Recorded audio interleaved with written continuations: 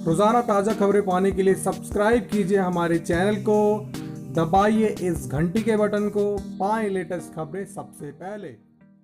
आज इन जगहों पर फिर से हो सकती है बारिश। टेक्नोलॉजी कार्नर 22 घंटे पहले स्रोत से पढ़ें। मौसम विभाग ने हाल ही में चेतावनी जारी की है इन शहरों के लिए जिनका नाम उत्तर प्रदेश और महाराष्ट्र है। यहां आज तेज आंधी और तूफान चलने की आशंका जताई जा रही है और तेज बारिश हो सकती है।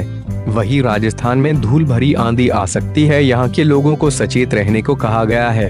यहाँ धीमी बारिश और तेज हवाएं चल सकती है। यहाँ आज बारिश से काफी लोगों को गर्मी से निजात मिल जाएगा।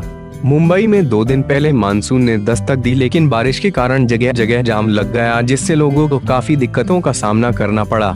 उत्तर प्रदेश की बात करें तो यहाँ काफी तेज आंधी तूफान से 17 लोगों की मौत हो चुकी है। यहाँ आज भी आंधी तूफान चलने की आशंका जताई जा रही है।